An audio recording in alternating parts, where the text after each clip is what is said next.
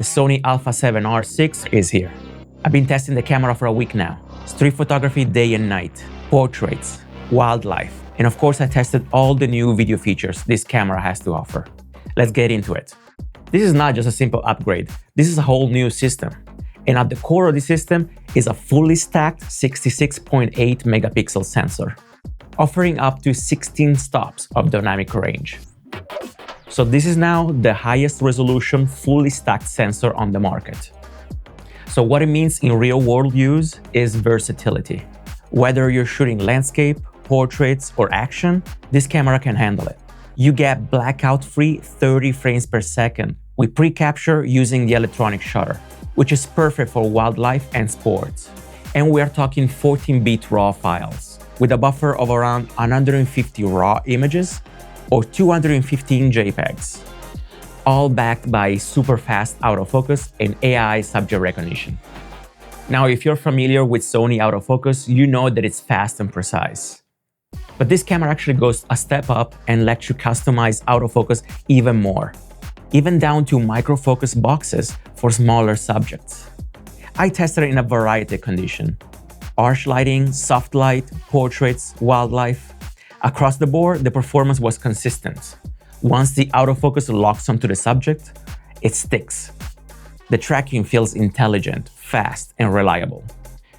Looking at the image quality, the sharpness really stands out.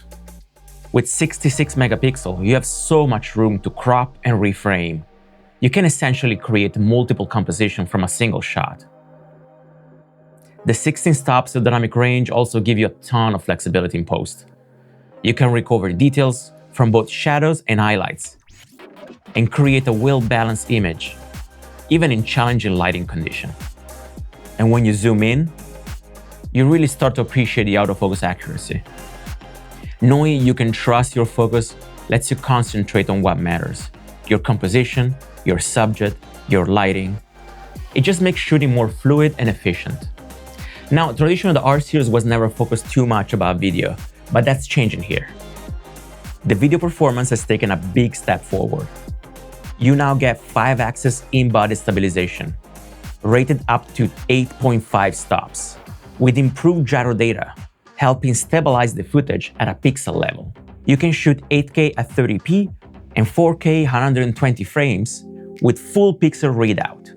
You can now import your own LUTs, and there's also a dual gain function, similar to what we've seen with the FX series, which helps expand the dynamic range and reduce noise, especially in 4K recording. On top of that, there is a 32-bit float audio recording. There is a front tally light to indicate recording, illuminated buttons for low-light shooting, and even a raised index on the lens mount, so you can swap lenses without looking.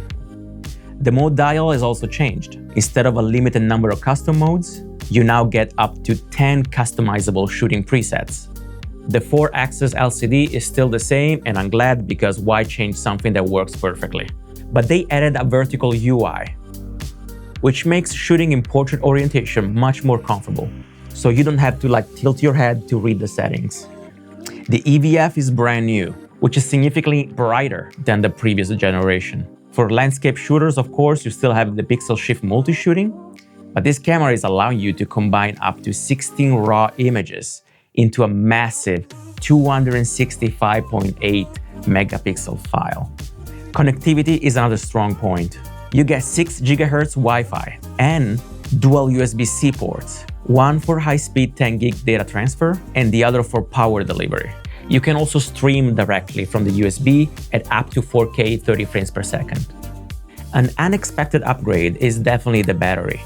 This new battery has 17% higher capacity and can charge faster than the older model. I really do like that when you buy the Sony Alpha R VI, you get the dual charger. This new charger can charge 80% in around 55 minutes, which is almost half the time of the older charger. So here I have some of the photos that I took with the Alpha 7R VI on my Lightroom. You can see that even if the range doesn't get to your subject, you can probably punch in and still retain incredible sharpness and quality. I mean, here you can see 66 megapixel, the amount of details is just beautiful. For these wildlife shots, I use the new 100-400 4.5 G Master lens. I really like that even with a small subject far away, it can still recognize the eyes and the face and give me like a nice sharp shot. And even here, he was hiding right behind the tree. So it was very hard for me to actually manually focus on the eyes. And I'm just glad that the autofocus of the lens was able to catch the eye right behind the tree, even though it was such a small creature. And look how sharp that is. Like the hair on the nose.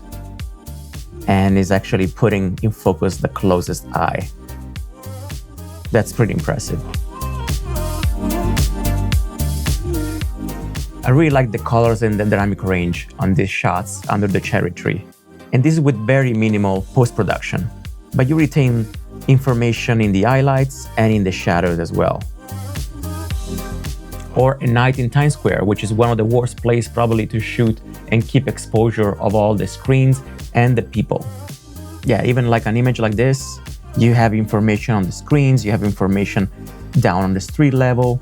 It really shows what this sensor is capable of. I did the same test by using the 8K video. And I've been living in New York for 16 years, and this was actually my first time waiting until midnight to see the show with all the screens together. But for me, it was important to test the quality and the resolution of the image, but also at the same time, retaining information on the street level and on the screens, which really shows how great that dynamic range is.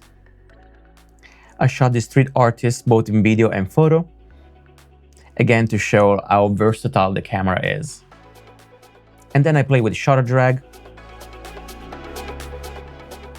I'm playing with long exposure. I just love how colorful these shots are. So yeah, this camera is not just powerful, it's also very practical.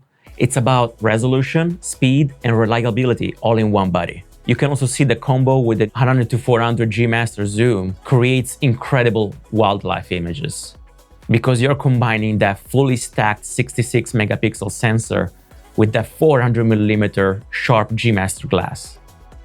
A professional telephoto zoom lens with constant aperture, internal zoom, and incredible image quality. This lens is great for wildlife sport, photojournalism, anything that is long distance, small subject, and you need high-speed action or tracking accuracy. In terms of how this lens is built, we have 7 elements, optimized for chromatic and spherical aberration and high resolution throughout the zoom range. The 11-blade aperture combined to the constant 4.5 gives you incredible bokeh at any focal length. And you can see in some of the shots that I took. You got 4 linear motors moving inside this lens. And it's really impressive how the autofocus actually can track and keep that subject. It's also totally silent. You really don't feel the motor moving inside your lens, which makes shooting so much easier and reliable. If you have the Alpha 9 III and you're shooting up to 120 frames per second, this autofocus can keep up with it.